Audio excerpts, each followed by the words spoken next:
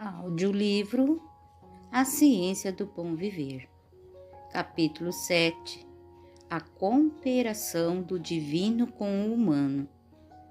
No ministério da cura, o médico tem de ser um cooperador de Cristo. O Salvador ministrava tanto a alma quanto ao corpo. O evangelho, por ele pregado, era uma mensagem de vida espiritual e de restauração física. A libertação do pecado é a cura da doença. Estavam ligados entre si. O mesmo ministério é confiado ao médico cristão. Ele deve unir-se a Cristo no alívio tanto às necessidades físicas quanto às espirituais de seus semelhantes. Cabe a ele ser para o enfermo um mensageiro de misericórdia, levando-lhe um remédio ao corpo doente e à alma enferma de pecado. Cristo é a verdadeira cabeça da profissão médica. O médico-chefe acha-se ao lado de todo clínico que trabalha para aliviar os sofrimentos humanos, ao mesmo tempo que emprega remédios naturais para doenças físicas. O médico deve encaminhar seus doentes àquele que pode aliviar tanto os males da alma como os do corpo.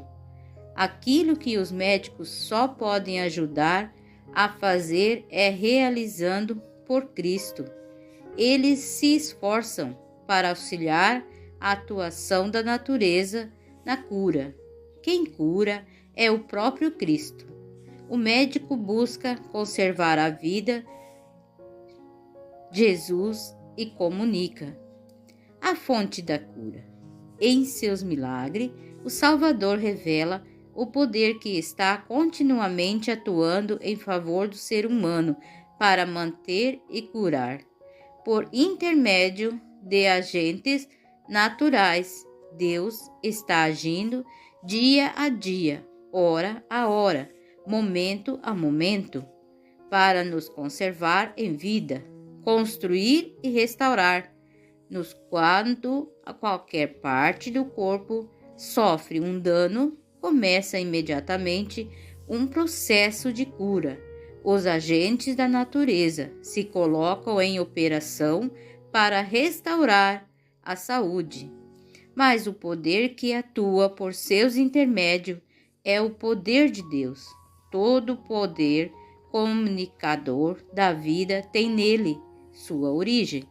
Quando alguém se restabelece de uma enfermidade, é Deus que restaura. Doença, sofrimento e morte são obra de um poder antagônico. Satanás é o destruidor, Deus o restaurador. As palavras dirigidas a Israel verificam-se hoje naqueles que recuperam a saúde do corpo ou da alma. Eu sou o Senhor, aquele que cura vocês. Êxodo 15, verso 26. O desejo de Deus para com toda criatura humana exprime-se nas palavras: Amado, peço a Deus que tudo corra bem com você e que esteja com boa saúde, assim como vai bem a sua alma. 3 João, capítulo 2. Ele é quem perdoa todas as suas iniquidades, quem cura todas as suas enfermidades, quem dá cova redime a sua vida e coroa você de graça e misericórdia. Salmo 103, verso 3 e 4. Quando Cristo curava a doentes, advertia muito dos enfermos: não peque mais, para que não lhe aconteça coisa pior. João 5, verso 14. Assim ele ensinava que havia trazido sobre si mesmo as doenças, transgredindo as leis de Deus, e que a saúde podia ser preservada unicamente pela obediência. O médico deve ensinar aos seus pacientes que devem cooperar com Deus na obra da restauração. O médico tem uma compreensão sempre crescente de que a enfermidade é o resultado do pecado. Sabe que as leis da natureza são tão variadamente divinas como os preceitos de Decálogo e que unicamente obedecendo-lhe podemos conservar ou recuperar a saúde. Ele vê sofrimento muitos em resultado de práticas nocivas, os quais poderiam ser restituídos à saúde caso fizessem o possível em benefício de sua própria cura. Precisam que lhe seja ensinado que toda prática destrutiva das energias físicas, mentais ou espirituais é pecado, e que a saúde tem de ser garantida por meio da obediência às leis estabelecidas por Deus, para o bem da humanidade. Quando um médico vê um doente sofrendo uma doença e ocasionada por regime alimentar impróprio ou outros hábitos errôneos, mesmo assim deixa de lhe dizer: isto está fazendo um mal ao seu semelhante. Bêbados, maníacos e os que se entregam à liciosidade, todos apelam ao médico para que lhe declare afirmativa e claramente que o sofrimento é resultado do pecado. Os que compreendem os princípios da vida deviam ser zelosos em lutar para combater a causa das doenças, vendo o contínuo conflito com a dor, trabalhando constantemente para aliviar o sofrimento. Como pode um médico manter-se em silêncio? É ele benévolo e misericordioso se não ensina a estrita temperança como um médico contra a doença? Torne-se claro que o caminho dos mandamentos de Deus é a vereda da vida. Deus estabeleceu as leis da natureza, mas suas leis não são exigidas, arbitrárias. Tudo não faça, seja na lei física ou na moral, implica uma promessa: se obedecemos, a bênção a seguirá nossos passos. Deus nunca nos força a fazer o que é correto, mas procura nos salvar do mal e nos leva ao bem. Chama-se a atenção às leis ensinadas a Israel. Deus lhe deu definidas instruções quanto aos seus hábitos de vida. Deu-lhe a conhecer as leis relativas tanto ao bem-estar físico quanto o espiritual, e sobre a condição de obediência assegurou-lhe: o Senhor afastará de vocês toda a enfermidade. Deuteronômio capítulo 7, verso 15. Guarde no coração todas as palavras que hoje testifico entre vocês. Deuteronômio 32, verso 46. Porque são vida para quem o encontra e saúde para todo o seu corpo. Deus deseja que alcançamos a norma de perfeição e o dom de Cristo nos tornou possível. Ele nos convida a fazer nossa escolha do que é correto, para nos ligarmos com os instrumentos celestiais e adotarmos princípios que hão de restaurar em nós a imagem divina. Na palavra escrita e no grande livro da natureza, ele revelou os princípios da vida. É nossa obra obter conhecimento desses princípios e, pela obediência, cooperar com ele na restauração da saúde do corpo, bem como da alma. As pessoas precisam saber que as bênçãos da obediência em sua plantio só pode ser desfrutada à medida que receberão a graça de Cristo, e é sua graça que dá ao ser humano poder para obedecer às leis de Deus. É isso que o habilita a quebrar as cadeias do mau hábito. Esse é o único poder que pode colocá-lo a conservá-lo firme no caminho do que é correto. Quando o Evangelho é recebido em sua pureza e poder, é uma cura para as doenças originadas pelo pecado.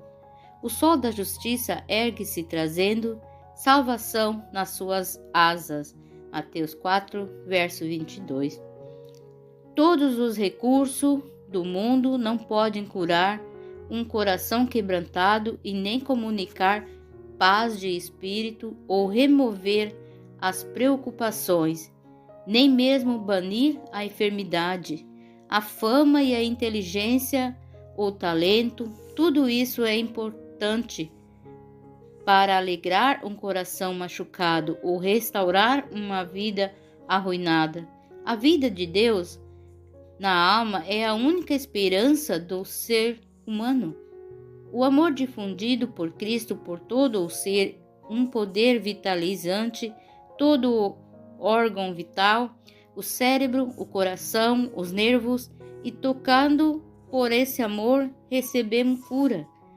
Por eles, não despertantas para a atividade as mais altas energias do ser liberta. A pessoa da culpa e da dor, da ansiedade, do pesar que consomem as forças vitais. Veio com ele serenidade e compostura, implanta na vida uma alegria que coisa alguma terrestre pode destruir. A alegria no Espírito Santo, a alegria que comunica saúde e vida. A palavra de nosso Salvador: venham a mim e eu vos aliviarei. Mateus 11, verso 28. São uma receita para a cura dos males físicos, mentais, espirituais, embora os seres humanos hajam trazendo sobre si o sofrimento por causa de suas más ações. Ele os olha com piedade, nele podem encontrar socorro. Grandes coisas fará por aqueles que nele confiam. Embora por séculos o pecado tenha intensificado seu domínio sobre a raça humana, e apesar de por meio de mentiras, artifícios, Satanás haver lançado a escura sombra de sua interpretação sobre a palavra de Deus e feito as pessoas duvidarem da bondade divina, a misericórdia e o amor do Pai não têm cessado de fluir em abundante torrente para a terra. Se os seres humanos abrissem as janelas da alma em direção ao céu, apreciando as divinas dádivas, por elas penetraria uma onda de restauradora virtude. O médico que deseja ser um aceitável cooperador de Cristo se esforçará para se tornar eficiente em todos os ramos de seu trabalho. Estudará diligentemente a fim de se habilitar para a responsabilidade de sua provisão e buscará com afinco atingir uma norma mais elevada, procurando crescente conhecimento, maior habilidade e mais profundo discernimento. E todo médico devia compreender que aquele que faz um trabalho fraco, ineficiente, está causando prejuízo não só aos doentes, como também aos seus colegas de provisão.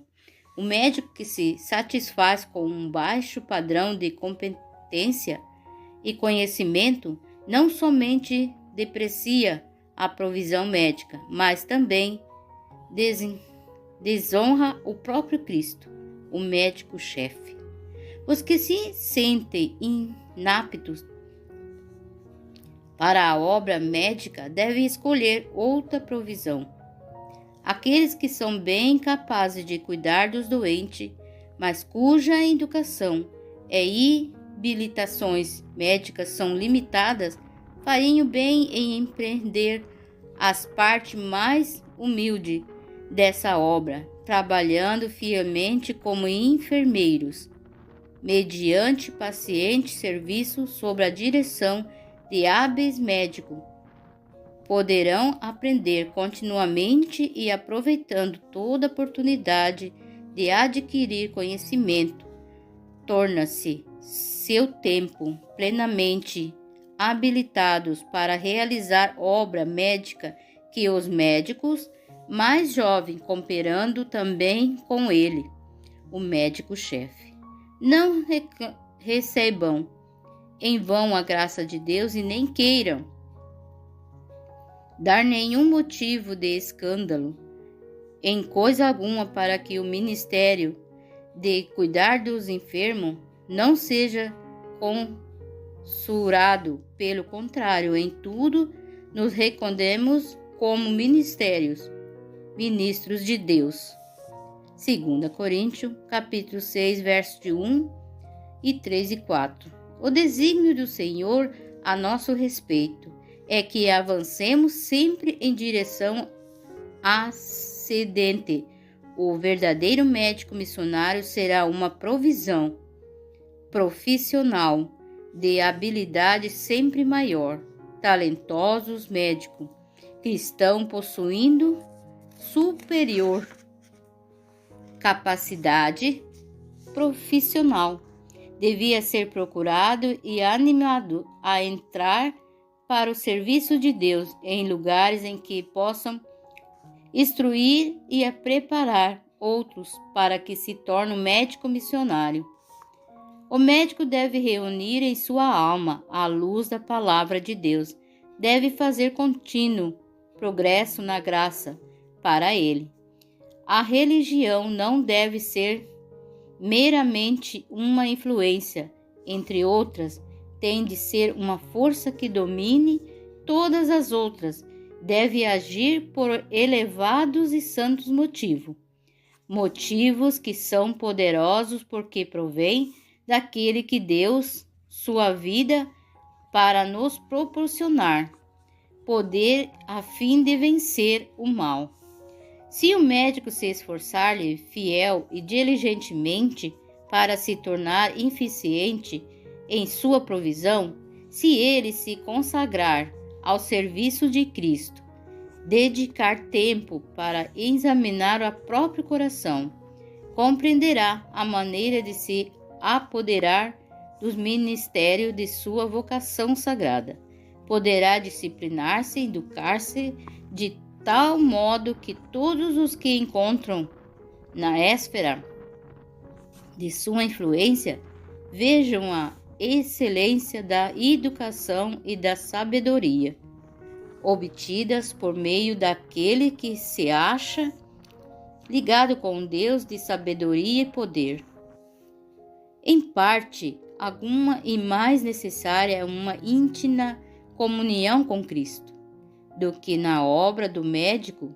Aquele que queira realizar evidentemente os deveres médicos deve viver dia a dia, hora a hora, uma vida cristã. A vida do enfermo está nas mãos do médico.